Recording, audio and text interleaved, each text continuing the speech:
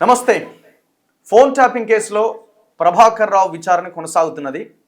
తాజాగా ఇవాళ సుప్రీంకోర్టు 26వ తేదీ దాకా మళ్ళీ ఆయన యొక్క కస్టడీని పొడిగించింది.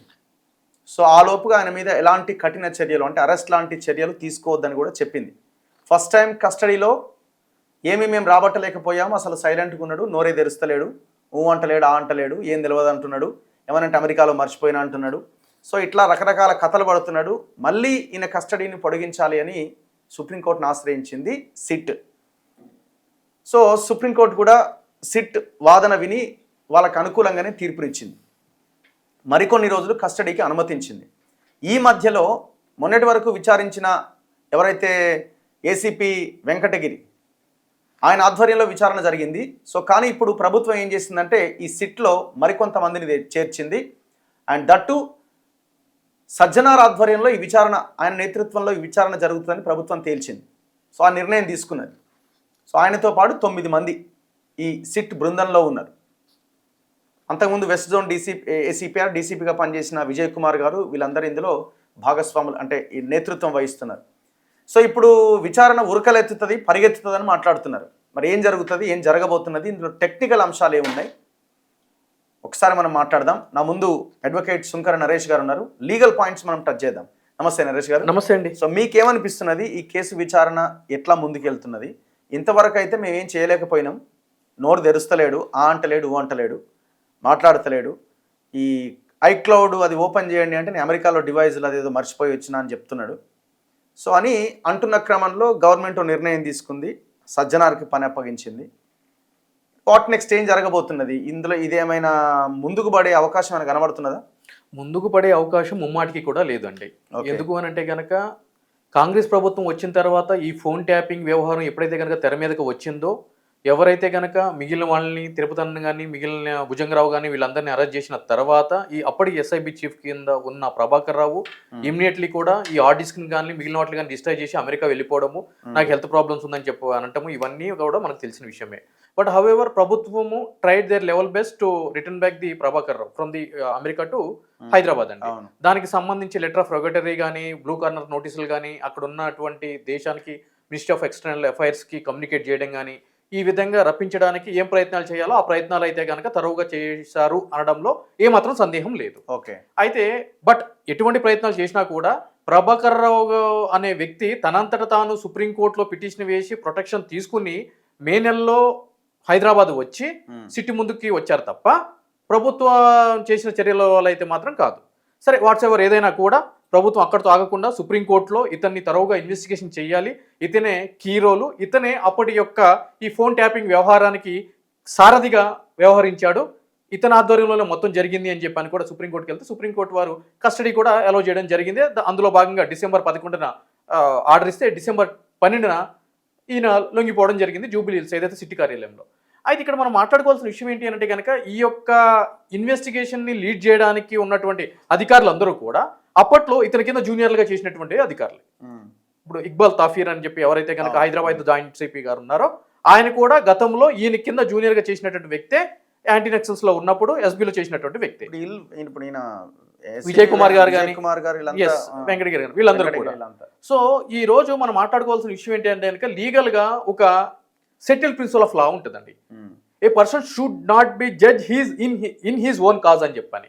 అంటే ఏ వ్యక్తి కూడా తన మీద ఒక ఆరోపణ వచ్చినప్పుడు తన యొక్క కేసుని తను విచారించి నిజ నిజాలు బయటకి వెలికి తీయకూడదు అని చెప్పని. అంటే దీని అర్థం ఏంటి అని అంటే కనుక ఈరోజు ప్రభాకర్ రావు అనే వ్యక్తి మాజీ పోలీస్ అధికారి.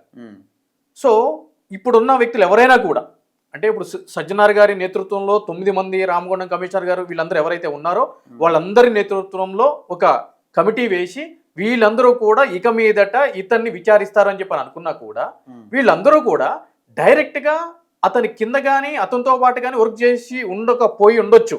But still same department, okay, contacts కానీ కనెక్షన్స్ కానీ 100% ఉంటాయి.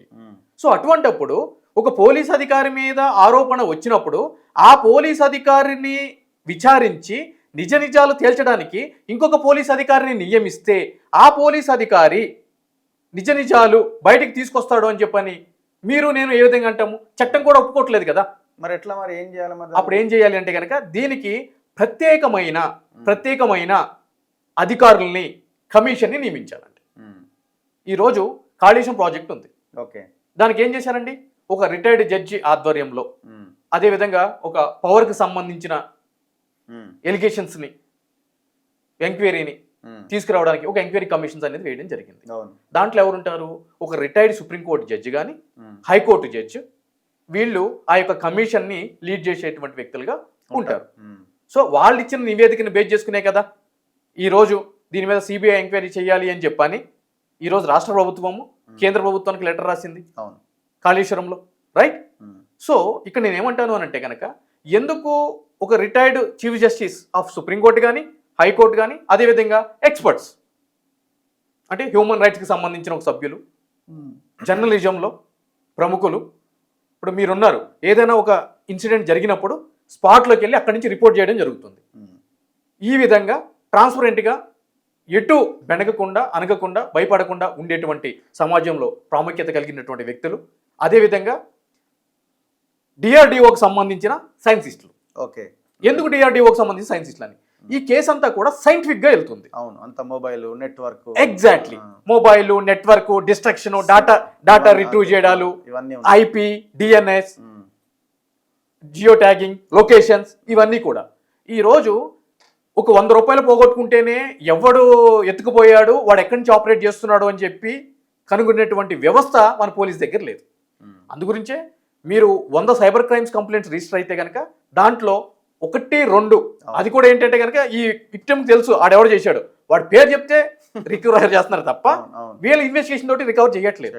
ఎందుకంటే వీళ్ళు ఎంతైతే టెక్నాలజీని అడాప్ట్ చేసుకుంటున్నారో అంతకు మించి అడాప్ట్ చేసుకుని నేరస్తులు దొంగతనాలు కానీ, నేరాలు కానీ చేస్తున్నారు. సో ఇక్కడ వీళ్ళకున్న నాలెడ్జ్ తోటి, వీళ్ళకున్న నెట్వర్క్ తోటి ఈ యొక్క కేసుని ఎట్లా ట్రాక్ చేస్తారు? సో కాబట్టి ఏం చేయాలంటే ఎక్స్పర్ట్స్ కావాలి దీనికి. ఆ ఎక్స్పర్ట్స్ కూడా పోలీసు డిపార్ట్మెంట్కి సంబంధం లేనటువంటి వ్యక్తులు కావాలి, ఏ విధంగా ఇన్ఫ్లుయెన్స్ కానటువంటి వ్యక్తులు కావాలి. అటువంటిప్పుడు మాత్రమే ఈ యొక్క విచారణ జరుగుతుంది. అంతే తప్ప మీరు అదే పోలీస్ స్టేషన్లో పెట్టి అదే అధికారులు ఈరోజు ఎంత మాజీ అయ్యి ఉండొచ్చు కానీ సుపీరియరే కదా, ఆ ఫీలింగ్ లోపల ఉంటుంది కదా, అరే మా బాస్ని గట్టిగా అనలేము, చెప్పరా. ఇప్పుడు బయట ఒక కామన్ మ్యాన్ అనుకో నీ అని చెప్పని ఇక మనం మాట్లాడొద్దు, కెమెరా ముందు వస్తాయి ఇక మొత్తం అమ్మ, నాన్న, అక్క అన్నీ వెళ్తాయి, ఫస్ట్ వచ్చే మాటలు అయ్యి. ఇప్పుడు ఆ విధంగా మాట్లాడతారా? ఆయన దగ్గర మాట్లాడలేరు. ఎందుకు అనంటే కనుక మాజీ చీఫ్, ఆ సంబంధాలు కానీ, ఆ రిలేషన్స్ కానీ ఉంటాయి. సో దీని మీద ఏం చేయాలి అని అంటే కనుక ఒక ఎంక్వైరీ కమిషన్ వేయాలి. ఒక retired chief justice of supreme court or high court ఆధ్వర్యంలో ఒక ఎక్స్పర్ట్స్ తోటి, డిఆర్డిఓకి సంబంధించిన సైన్సిస్టులు సైన్స్ పరంగా, అదేవిధంగా నెట్వర్క్ సంబంధించి నెట్వర్క్లో ఎవరైతే కనుక టాప్ మోస్ట్ అఫీషియల్స్ ఉంటారో, అవసరమైతే కనుక కేంద్ర సహకారం తీసుకుని కేంద్ర ప్రభుత్వ ఆధ్వర్యంలో నడిచేటువంటి కమ్యూనికేషన్, ఎలక్ట్రానిక్ కమ్యూనికేషన్ డిపార్ట్మెంట్కి సంబంధించిన ఎక్స్పర్ట్స్. సో ఓకే, అలా చేయాలి. ఇప్పుడు జరుగుతున్న ఈ విచారణ ద్వారా ఆయన నోరు మెదపట్లేదు అని అంటున్నారు. ఇంకా ఆయన నోరు మెదపకపోతే ఇక ఆయన ఏం చేయలేమా? ఒకటి. రెండోది ఏమంటున్నాను, అంతా జెన్యున్గా ట్రాన్స్పరెంట్గానే చేసిన, నా పైన ఉన్న అధికారులు వాళ్ళు సంతకాలు పెడితేనే కదా నేను ఇక్కడ నా వ్యవహారం నేను చేసింది, నా పైన కూడా బాసులు ఉన్నారు, ఆ బాసులు చెప్పింది నేను చేసిన అని చెప్తున్నాడు. సో ఇంకా ఆప్షన్ ఏముంది తనని ఇది చేయడానికి? ఇక్కడ అంటే తను తప్పించుకోవడానికి చూస్తున్నాడు. ఎగ్జాక్ట్లీ. ఇక్కడ ఏం జరుగుతుంది అని అంటే కనుక పోయినప్పుడు నేను ఎందుకు పోవాలి? అందరూ పోవాలి కదా. ఇప్పుడు నాకు బాస్గా ఉన్నటువంటి మహేందర్ రెడ్డి గారికి ఏమో టీజీపీఎస్సీ చైర్మన్ ఇచ్చి చేపించి ఆయనకి ఒక సమాజంలో ఉన్నతమైన పదవిని కల్పించి రిటైర్మెంట్ చేయించారు. నన్నేమో మీడియా ముందు ఒక దొంగగా చిత్రీకరించారు. అదేంటి మరి? ఆయన ఆధ్వర్యంలో నడిచిన, ఆయన అఫీషియల్గా ఇచ్చినటువంటి క్యాబిన్లోనే కదా ఈ వ్యవహారం మొత్తం నడిచింది అని చెప్పి ఆయన చెప్తున్నాడు. ఈయన బాస్ ఆయనే కదా, ఈయన బాస్ ఆయనే కదా. DGP is the competent authority and boss, అంతే కదా అన్నిటికి. సో ఆయన అనుమతి తీసుకునే కదా నేను ఇవన్నీ చేశాను. మరి నన్నే ఒక్కడిని ఇంట్రాగేట్ చేయడం కానీ, ఇన్వెస్టిగేషన్ చేయడం కానీ ఏం పద్ధతి? మరి ఆయన కూడా చేయాలి కదా. ఇప్పుడు చేసినటువంటి వ్యక్తులు కూడా మరి ఇతను చెప్తున్నాడు, ఇప్పుడు వరకు మహేందర్ రెడ్డి గారికి ఒక నోటీస్ ఇవ్వడం కానీ, ఆయన వివరణ కోరటం కానీ, ఎంక్వైరీకి రావడం కానీ, కన్ఫ్రంటేషన్ చేయడం కానీ. ఇప్పుడు ఈయన ఏమంటున్నాడు, ఉన్నతాధికారుల యొక్క అనుమతితోటి నేను ఇదంతా చేశాను, నేను డిస్ట్రాయ్ చేసింది కూడా వాళ్ళకి తెలిసే, వాళ్ళు చెప్తేనే నేను చేశానని చెప్పని అంటున్నారు.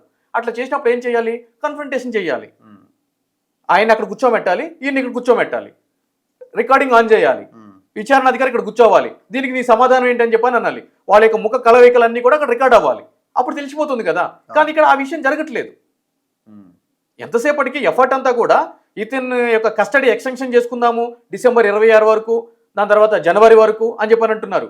మీరు కూర్చోబెట్టుకుని ఇంటి నుంచి మెడిసిన్ వస్తుంది, ఇంటి నుంచి ఫుడ్ వస్తుంది, ఆయనకి జాగ్రత్తగా ఆరోగ్యపరంగా ఏం కాకుండా మీరు కాపలా కాస్తున్నారు. లోపల ఎస్ఐ వాడుకునే ఆ మంచం ఏదో అది కూడా ఇచ్చేస్తున్నారు. దోమలు వెళ్లకుండా కాయిల్స్ పెడుతున్నారు, ఆల్అవుట్లు పెడుతున్నారు, కాపలా కాస్తున్నారు. ఆయనకి అన్ని సవ్యంగా జరుగుతున్నాయి కదా. దానివల్ల మీరు సాధించింది ఏముంది దీంట్లో? సో కాబట్టి ఈ విధమైన ప్రాసెస్లో ఈ విధమైన ఇన్వెస్టిగేషన్ జరిగితే మాత్రము ఈ కేసు ఈ విధంగానే కొనసాగుతుంది తప్ప పేపర్ మీదే ఉంటుంది తప్ప, ప్రతిరోజు టీవీల్లో పేపర్లో ఏదో జరిగిపోయిందని చెప్పి బ్రేకింగ్ న్యూస్ వేయడమే తప్ప నిజమైన నిందితులు బయటికి రారు. ఈరోజు మనం చూసుకోవచ్చు, గత ప్రభుత్వంలో ఇటువంటి లుచ్చా పనులకి పాల్పడినటువంటి వ్యక్తులు ఎవరైతే ఉన్నారో భయం లేకుండా తిరుగుతున్నారు బయట. వాళ్ళు ఏదో పతివ్రత శిరోమణిలాగా ప్రజా సమస్యల మీద వాళ్ళకి ఏదో నిజమైన చిత్తశుద్ధి ఉన్నట్టు సిగ్గు లేకుండా బయట తిరుగుతున్నారు. దీంట్లో ఎవరైతే బాధితులుగా ఉన్నారో ఆ బాధితులు కూడా ఏమీ చేయలేనటువంటి పరిస్థితి ఉంది. ఇక్కడ దౌర్భాగ్యమైన పరిస్థితి, విచారకరమైన పరిస్థితి ఏంటి అని అంటే కనుక, సాక్షాత్తు ఇప్పుడున్న రేవంత్ రెడ్డి గారి ఫోన్ కూడా ఆయన భార్యతో మాట్లాడుకుంటే ఫోన్ ట్యాప్ చేశామని చెప్పి వార్తలు కూడా బయటకు వచ్చినాయి. మరి అటువంటిప్పుడు అందరికంటే ఎక్కువగా ప్రభుత్వానికి చిత్తశుద్ధి ఇంకా ఎక్కువగా ఉండాలి, ప్రత్యేకమైన విచారణ వేయాలి. ఈ విధంగా చేస్తే ఇప్పుడు ఆయన చెప్పట్లేదు కాబట్టి ఏం చేయలేమంటే పాలిగ్రఫీ టెస్ట్ అనేది ఒకటి పాసిబుల్ ఉంటుందండి, కానీ అది కూడా with the consent of the Prabhakar Rao మాత్రమే అది జరుగుతుందండి. అరెస్ట్ అయ్యే అవకాశాలు ఏమైనా కనబడుతున్నాయా? దీన్ని 26వ తారీఖు వరకు ఇప్పుడు కస్టడీ అనేది ఎక్స్టెండ్ చేయడం జరిగింది. కూడా మళ్ళీ అడగాలి కదా కోర్టుని. 100% ఈ రోజు అడిగారండి. ఈ రోజు ఎప్పుడైతే కనుక సుప్రీంకోర్టులో బెంచ్ మీదగా కేసు వచ్చిందో దాంట్లో ఏం చెప్పారు అని అంటే కనుక, మీరు ఇచ్చిన ఆదేశాల ప్రకారము డిసెంబర్ 12వ తారీఖున మేము కస్టడీలోకి తీసుకున్నా కూడా ఇతను మాకు విచారణకి సహకరించట్లేదు. ఐక్లౌడ్కి సంబంధించినటువంటి ఏవైతే కనుక యూజర్ ఐడి పాస్వర్డ్ ఉన్నాయో దాంట్లో డాటా ఏం లేదు, మేము గట్టిగా అడిగితే వీటికి అన్నిటికి సంబంధించి అమెరికాలో పెట్టేసి వచ్చాను, అక్కడ మర్చిపోయి వచ్చానని చెప్పి చెప్తున్నారు. అంటే సంబంధం లేని పొంతం లేని సమాధానాలు చెప్తున్నారు. కాబట్టి ఏదైతే గనక ఇతనికి shall not take course steps అని చెప్పి ఏదైతే కనుక ప్రొటెక్షన్ ఇచ్చారో, మీరు ఏది కూడా బలవంతపు చర్యలు ఇతని మీద తీసుకోవద్దని చెప్పని ఆ యొక్క ఆర్డర్ని లిఫ్ట్ చేస్తే తప్ప మేము నిజాలు బయటకి తీసుకురాలేము అని చెప్పి కూడా అడగడం జరిగింది. సో దానికి సంబంధించి ఇప్పటికైతే కనుక మీకు ఎక్స్టెండ్ చేస్తున్నాను కస్టడీ డిసెంబర్ 26 వరకు. దాని తర్వాత కేసు జనవరిలో 2026లో పోస్ట్ అయ్యేంత వరకు కూడా ఇతనికి ఏదైతే కనుక రక్షణ ఉందో ఆ రక్షణ ఆ విధంగానే ఉంటుంది అని చెప్పని కూడా సుప్రీంకోర్టు ధర్మాసనం వారు క్లియర్గా చెప్పడం జరిగింది. సో ఆబ్వియస్లీ ఇదే మళ్ళీ ఏమవుతుంది, ఒక 5 రోజులు టైం పాస్ అవుతుంది, మళ్ళీ 5 రోజుల తర్వాత ఇదే స్టోరీ ఉంటుంది, ఇదే అఫిడవిట్ సుప్రీంకోర్టులో వేస్తారు. సుప్రీంకోర్టులో వేసిన తర్వాత జనవరిలో సుప్రీంకోర్టు వారు ఎటువంటి డెసిషన్ తీసుకుంటారు దీని మీద అనేది చూడాలి. అయితే ఈ విధంగానే ఉంటే మాత్రం అరెస్ట్ చేయొచ్చు అని చెప్పి కూడా సుప్రీంకోర్టు వారు ఉత్తర్వులు ఇవ్వడానికి పుష్కలమైన అవకాశాలు అయితే కనుక ఉన్నాయండి. అంటే సహకరించట్లేదు కానీ ఇక్కడ ఇంకో విషయం ఏంటి అంటే కనుక, అరెస్ట్ చేసినంత మాత్రం సహకరిస్తాడు అని చెప్పి రూల్ ఏముంది? ఇప్పుడు మళ్ళీ తీసుకొచ్చి అక్కడే కూర్చోబెట్టాలి. అరెస్ట్ చేసిన ఇక్కడ అయితే ఒకటే తేడా ఉంటుంది, ఇక్కడ రాత్రి అయితే ఇక్కడే పడుకుంటాడు, అప్పుడు అయితే కనుక రాత్రి అయితే జైల్లో పడుకుంటాడు. అప్పుడు కూడా ప్రత్యేకమైన అవన్నీ కూడా సౌకర్యాలు వసతులు అన్నీ కూడా ఉంటాయి. ఇదే తేడా ఉంటుంది, అంతకుమించి ఏమి ఉండదు. సో ఇప్పుడు ఈయన నుంచి వీళ్ళు ఎక్స్పెక్ట్ చేస్తున్నది ఇదంతా కూడా కేసీఆర్ ఆధ్వర్యంలో ఆయన చెప్పినట్టుగా ఈ వ్యవహారం జరిగిందని తను చెప్పాలి. అఫ్ కోర్స్ నిజం కూడా అదే, కానీ ఈయన మాత్రం అసలు నోరు విప్పట్లేదు అని అంటున్నారు. ఎందుకంటే ఇక్కడ ఆగిపోతున్నది. అన్ని బంధాల కంటే గొప్ప బంధం కులబంధం అండి, రైట్? అయితే మీరు అనొచ్చు, అంటే అన్ని కులాల్లో కూడా ఈ విధంగా సపోర్టివ్ సిస్టమ్ ఉంటుందా అని అంటే కనుక, బ్రిటిషోడు మనకి డివైడ్ అండ్ రూల్ పాలసీ ఏ విధంగా పరిచయం చేశాడో అదే బ్రిటిషోడు ఇంకొక పాలసీ కూడా మనకి ప్రవేశపెట్టాడు. అది ఏంటి అని అంటే కనుక మెజారిటీ డివైడ్స్ మైనారిటీ యునైట్స్ అని చెప్పని. ఏదైతే కనుక 2%, 3%, 4% కులం యొక్క శాతం ఉంటుందో అవి చాలా గట్టిగా ఉంటాయి అండి. ఒకరి కోసం ఇంకొకరు నిలబడతారు, వీడు మనోడే అని చెప్పని. ఎవరైతే కనుక మందల లెక్క పందులు లెక్క ఉంటారో వాళ్ళు మాత్రం ఒకడు ఎక్కుతా ఉంటే ఒకడు గుంజుతా ఉంటాడు. అందు గురించి ఇప్పటి వరకు కూడా మనం బీసీ సారథ్యంలో మనం ఏది కూడా చేయలేకపోతున్నాం. సో కాబట్టి ఇక్కడ కూడా ఏం జరుగుతుంది అంటే కనుక రావు. సో కాబట్టి ఆ యొక్క రిజైమ్లో అంటే కేసీఆర్ గారు బీఆర్ఎస్ గవర్నమెంట్లో ఈ యొక్క వెలమ సామాజిక వర్గానికి సంబంధించినటువంటి వ్యక్తులందరికీ కూడా ఎటువంటి క్వాలిఫికేషను ఒక ప్రాపర్ ప్రొసీజర్ లేకుండా డైరెక్ట్ జంపింగ్ ప్రొసీజర్లో వాళ్ళకి ప్రమోషన్స్ ఇవ్వడం కానీ, ఈ విధంగా సపరేట్ అంటే మినిస్ట్రీ ఆఫ్ హోమ్ అఫైర్స్ ఒక ఫోన్ ట్యాపింగ్ చేయాలన్నా సర్వేలెన్స్ చేయాలన్నా కూడా ముందస్తు మినిస్ట్రీ ఆఫ్ హోమ్ అఫైర్స్ ముందస్తు అనుమతితోటి దానికి కావాల్సిన రీజన్స్ని మెన్షన్ చేసుకుంటూ చేయాల్సిన పనిని ఈ రోజు వాళ్ళు ప్రైవేట్గా ఎక్విప్మెంట్స్ కొనుక్కుని వాళ్ళ కులానికి సంబంధించిన వ్యక్తుల్ని ఇక్కడ చూడండి, అందరు రావులే ఉంటారు దీంట్లో, వాళ్ళే అందరు రావులే ఉంటారు, కోఆర్డినేట్స్ కింద అందరు రావులే, ఫోన్ చివరికి సిమ్ కార్డ్ వేస్తాడు కూడా వాడే ఉంటారు. సో కాబట్టి ఆ బంధం గట్టిగా ఉంది కాబట్టి ఈ రోజు వాళ్ళ పేర్లు చెప్పడు, మీరు ఏం చేసినా చెప్పడు. సరే, ఇప్పుడు పేర్లు చెప్పకపోతే కేసు నుంచి బయటపడొచ్చా? నోరు విప్పకపోతే కేసు నుంచి బయటపడొచ్చా? టెక్నికల్ అంశాలు ఏమున్నాయి, లీగల్ పాయింట్స్ ఏమున్నాయి అన్న దాన్ని బేస్ చేసుకొని ఫర్దర్ గా ముందుకెళ్ళడానికి అవకాశం ఉండదా? Yes, absolutely. ఇక్కడ నోటి మాటతో చెప్పినంత మాత్రాన తాత్కాలికంగా ఎఫ్ఐఆర్ లోనో ఛార్జ్ షీట్లోనో రాయడానికి అవకాశం ఉంటుంది. Yes, exactly, rightly pointed out, రాయడానికి అవకాశం ఉంటుంది తప్ప వాళ్ళకి శిక్ష పడడానికి టెక్నికల్ పాయింట్స్ కావాలి, కొరాబరేటివ్ స్టేట్మెంట్స్ కావాలి, యాజ్ వెల్ టెక్నికల్ ఆస్పెక్ట్స్ కూడా కావాలి. సో ఇక్కడ అతను చెప్పినా చెప్పకపోయినా కూడా ఇన్ని రోజుల వరకు చేసిన ఇన్వెస్టిగేషన్లో మిగిలిన వ్యక్తులు ఉన్నారు కదా, అరెస్ట్ చేసిన వ్యక్తులు, వాళ్ళ యొక్క డిపోజిషన్స్ ఉన్నాయి కదా, అదేవిధంగా వాళ్ళు ఇచ్చినటువంటి ఇన్ఫర్మేషన్ తోటి మీరు కొన్ని హార్డ్ డిస్క్ని మూసీలో వాటిల్లో వెతికి వాటిని వెనక్కి తీసుకుని వచ్చి దాన్ని ఫోరెన్సిక్స్ ల్యాబ్స్కి పంపించి ఇవన్నీ చేశారు కదా, డేటా రిట్రివేషన్ ప్రోగ్రామ్స్ కూడా చేశారు కదా. ఎవరైతే విక్టిమ్స్ ఉన్నారో వాళ్ళందరినీ పిలిచి వాళ్ళ ఆడియోలు వాళ్ళకే వినిపించారు కదా. ఎగ్జాక్ట్లీ, వినిపించారు, వాటిని FSL ల్యాబ్స్కి పంపించారు, వాళ్ళు చేశారు కదా. సో అవి సరిపోతాయి కదా, వాటిని బేస్ చేసుకుని మీరు ఛార్జ్ షీట్లో పేర్లు రాసి ఈ విధంగా జరిగింది వీళ్ళది. ఇంకొక విషయం ఏంటి అని అంటే కనుక వీళ్ళందరూ వాడినటువంటి ఫోన్ల యొక్క CDR మీకు వస్తుంది కదా. సో ఆ CDR అనేది కూడా ఎవిడెన్సే కదా మీకు. అర్ధరాత్రి పూట, దాని తర్వాత టవర్ లొకేషన్స్. ఈరోజు మనం చూసుకున్నట్లయితే కనుక వైఎస్ వివేక గారు చనిపోయినప్పుడు వైఎస్ అవినాష్ రెడ్డి గారికి సంబంధించి అతన్ని ఛార్జ్ షీట్లో ఒక నిందితుడిగా చేసినప్పుడు సిబిఐ వాళ్ళు చేసింది ఏంటి, మేము గూగుల్ టవర్ లొకేషన్ తీసుకున్నాము, గూగుల్ నుంచి ఆ ఫొటోస్ తీసుకున్నాము, ఇవన్నీ చేసాము. అప్పుడు ఆయన ఫోన్ కానీ ఆ ఫొటోస్ కానీ దాంట్లో ఉన్నాయి, దీన్ని మేము కన్ఫర్మ్ చేసినాము లీగల్గా అని చెప్పని అన్నారు. ఎవరైనా చెప్పారా అవినాష్ రెడ్డి ఉన్నాడు దాంట్లో అని చెప్పని? ఎవరు చెప్పలే కదా. టెక్నికల్ ఆధారంతో ఛార్జ్ షీట్ ఫైల్ చేసి చెప్పలే కదా, నేను నిర్దోషినని అంటున్నాడు కదా. అంటే అది ట్రైల్లో ఉంది కాబట్టి నేను ఏమంటున్నా, ఇక్కడ అది కూడా జరగట్లేదు కదండి. ఇక్కడ కేసీఆర్ గారు చెప్పారు, కేటీఆర్ గారు చెప్పారు, లేదంటే కనుక ఎల్ఐ చెప్పాడు, గన్నయ్య చెప్పాడు అని చెప్పని అట్లీస్ట్ ఛార్జ్ షీట్లో కూడా పేర్లు రాలేదు కదా ఇప్పుడు వరకు. ఇప్పుడు అతను చెప్తే ఏమవుతుంది, దానికి సంబంధించిన టెక్నికల్ ఎవిడెన్స్ కావాలిగా, మళ్ళీ తప్పించుకుంటారు. మళ్ళీ ఒకవేళ చెప్పినా కూడా వాళ్ళు మళ్ళీ తప్పించుకోవడానికి ఆస్కారం. ఏదైనా ప్రభుత్వంలో ట్రాన్స్పరెన్సీ, చిత్తశుద్ధి ఉంటే అది సాధ్యమవుతుంది. 100% ఏదైనా కూడా ఒక కేసు రిజిస్టర్ చేసి పేపర్కి ఇచ్చి టీవీలో అడావేట్ చేసినంత మాత్రాన ఆ కేసులో మొత్తం ఈ దోషులందరికీ కూడా శిక్ష పడుతుంది అని చెప్పి అనుకోవడానికి లేదండి. చిత్తశుద్ధి ఉండాలి దీని మీద. ఇంకో విషయం ఏంటంటే కనుక నేను మళ్ళీ బలగుద్ది చెప్తున్నాను, ఇక్కడ ఉన్న పోలీస్ అధికారులు ఈ కేసుని ఇన్వెస్టిగేషన్ చేస్తే నిజాలు బయటికి రావు, ఈ కేసు నిలబడదు, ఎవరైతే తప్పు చేశారో వాళ్ళకి ఎప్పటికీ శిక్ష పడద్దు. చూద్దాం ఏం జరుగుద్ది అన్నది. అండ్ దీనికి సైమల్టేనియస్గా ఇంకొక కేసు ఉంది మనకి, ఐబొమ్మ రవిది. ఆయన 3వ కస్టడీలోకి తీసుకుంటున్నారు. అసలు ఏం తేల్చారు? 2 సార్లు కస్టడీలోకి తీసుకొని 3వసారి తీసుకొని ఏం చేస్తారు? తనకెందుకు బెయిల్ రావట్లేదు? మీలాంటి వాళ్ళు చాలామంది చెప్పారు 15 డేస్లో బెయిల్ వస్తుంది, ఆ కేసెస్ కూడా పెద్దగా ఏం కాదని. మరి అయినా కూడా ఎందుకు బెయిల్ రావట్లేదు? నాకు అర్థం కాని విషయం కూడా ఏంటంటే రగ్గారు, రవి అనే వ్యక్తి అకౌంట్స్లో కోట్ల రూపాయల డబ్బులు ఉన్నాయి. అతను ఈ పైరసీ చేసి కొన్ని కోట్ల రూపాయలు సంపాదించి లగ్జరీ లైఫ్ని అనుభవించాడు. యూరప్ కాంటినెంటల్కి సంబంధించిన ఒక ఐలాండ్లో సిటిజన్షిప్ కూడా 85 lakhs పెట్టి తీసుకున్నాడు. అతనంతా కూడా జల్సాలకు అలవాటు పడ్డాడు, డబ్బులకు అలవాటు పడ్డాడు, బెట్టింగ్ యాప్స్ని ప్రమోట్ చేశాడు అని చెప్పని అంటున్నారు. ఈ రోజు నాకు అర్థం కాని విషయం ఏంటి అని అంటే కనుక అసలు ఐబొమ్మ రవి అనే వ్యక్తిని అరెస్ట్ చేసేటువంటి కేసులు లేవు. నేను మొదటి నుంచి చెప్తున్నాను.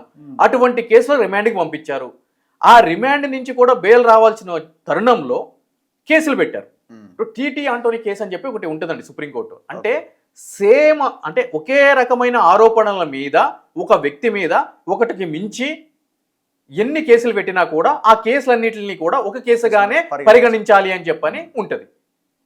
ఇక్కడ అతను ఢిల్లీ స్థాయిలోనో లేదంటే మన హైదరాబాద్ స్థాయిలోనో చాలా ప్రముఖమైన సీనియర్ అడ్వకేట్లని పెట్టుకోగలిగినటువంటి స్థాయి ఇప్పటి వరకు అతనికి ఎందుకు లేదో నాకు అర్థం కావట్లేదు. పెట్టుకుంటే కనుక మీరు అబ్జర్వ్ చేయండి, ఈ కేసు ఎంతసేపటికి కూడా నాంపల్లి కోర్టు చుట్టూనే తిరుగుతుంది. హైకోర్టు ఎక్కట్లేదు, మెట్లు ఎక్కట్లేదు. ఎందుకు ఎక్కట్లేదు నాకు అర్థం కావట్లేదు. ఇప్పుడు నాలంటి వాడు ఎవడన్నా ములాఖాత్కి వెళ్ళి అసలు ఏం జరుగుతుందని చెప్పి అడిగాడు అనుకోండి, రేపు ఏం చెప్తారు? ఈనాగడు కూడా రెచ్చగొడుతున్నాడు, ఈడు కూడా ఏదో పాత్ర ఉందని చెప్పని అంటారు. రైట్. సో కాబట్టి పోలీసు వాళ్ళు ఐబొమ్మ రవి విషయంలో చెప్పేటువంటి విషయాలు అంటే ఆర్థికపరమైన విషయాలు ఏవైతే కనుక ఉన్నాయో అవి అబ్సల్యూట్లీ కూడా ఫాల్స్ కిందనే మనం పరిగణించాలి. ఒకవేళ రవిని అన్ని కోట్లు సంపాదించి ఉంటే ఈ పార్టీకి పెద్ద పెద్ద స్థాయి అడ్వకేట్లు, ఈ రోజు అల్లు అర్జున్ కేసు తీసుకోండి మీరు, మధ్యాహ్నం 2:30 రాత్రే బెయిల్ వచ్చింది కదా, ఇక్కడ అరెస్ట్ అవుతాడు. అరెస్ట్ అయినప్పుడు టీవీలో చూస్తాము, కరెక్ట్గా 6:30, 7 o'clock అక్కడికి వెళ్ళే టైంకి అతనికి రిలీఫ్ వచ్చేస్తుంది. జడ్జి ఉండి మరి అక్కడ విచారణ కంప్లీట్ చేశారు కదా, చేశారు. సో నేనేమంటాను అంటే కనుక మీరు మీ విషయంలో జరిగింది ఒక ప్రొసీజర్ ల్యాబ్స్ ఉన్నాయి, అన్యాయం జరిగింది అని వెలిగెత్తి ఎక్కడ చూపించాలి? పై కోర్టులో చూపించాలి. అంటే కింది కోర్టు రిమాండ్ అవసరం లేని దాంట్లో చేసినప్పుడు కింది కోర్టు మీద అధికారం ఎవరికి ఉంటుంది? పై కోర్టుకు ఉంటుంది, అంటే హైకోర్టుకి. సో హైకోర్టులో ఎందుకు సీనియర్ అడ్వకేట్లు సుంకనరే చెప్తే వినడా, రగ్గారు చెప్తే వినరా అని అంటే కనుక వాళ్ళకి ప్రాముఖ్యత అనేది ఎక్కువగా ఉంటుంది. వాళ్ళకి టైం అనేది ఇస్తారు, చెప్పే పాయింట్ అర్థం చేస్తారు. ఇప్పుడు వరకు ఎందుకు పెట్టుకోలేదు? ఇవన్నీ కూడా పాయింట్ ఫర్ కన్సిడరేషన్స్ కదా. ఇంకో విషయం ఏంటి అని అంటే కనుక ఎందుకు కేసుల మీద కేసులు పెడుతున్నారు, ఎందుకు కస్టడీకి తీసుకుంటున్నారు అని అంటే కనుక కస్టడీ తీసుకునేటప్పుడు ఆపోజిట్లో బలమైన న్యాయవాది బలమైన వాదనలు వినిపించి ఏం జరుగుతుందండి, ఎన్ని కస్టడీలు తీసుకుంటారు, అసలు కస్టడీలో ఏం విచారించారు, ఏం జరుగుతుంది, ఒక కేసును పట్టుకుని ఎన్నిసార్లు చేస్తారని చెప్పి గట్టిగా అడిగాడు అనుకోండి, డిస్మిస్ చేస్తే చేయనీయండి, అది జడ్జి డిస్క్రిషనరీ. దాన్ని ఛాలెంజ్ అయితే చేసుకోవాలిగా హైకోర్టులో, సుప్రీంకోర్టులో చేసుకోవాలిగా. 3 tier జ్యుడిషియరీ సిస్టమ్ ఉంది కదా మన ప్రజాస్వామ్య వ్యవస్థలో. మరి ఈ డబ్బులని సరే ఈ డబ్బులని లాక్ చేసేసారు, ఫ్రీజ్ చేశారని చెప్పి అనుకోవచ్చు. అతను ములాఖాతులో వెళ్ళి కలుస్తూనే ఉంటారుగా ఫ్రెండ్స్, ఫ్యామిలీ మెంబర్స్, వాళ్ళకి చెప్పొచ్చుగా నా అకౌంట్స్ అన్ని అన్యాయం క్లోజ్ చేశారు, మీరు ఒక మంచి సో అండ్ సో న్యాయవాదిని పెట్టండి, నన్ను బయటకు తీసుకురండి, వచ్చిన తర్వాత నేను ఆ అమౌంట్స్ పే చేస్తానని చెప్పంటే చేస్తారు కదా. మనిషి అయితే చనిపోలేదు కదండి, జస్ట్ జైల్లో ఉన్నాడు అంతే. మరి ఆ విషయం కూడా ఎందుకు జరగట్లేదు ఇక్కడ?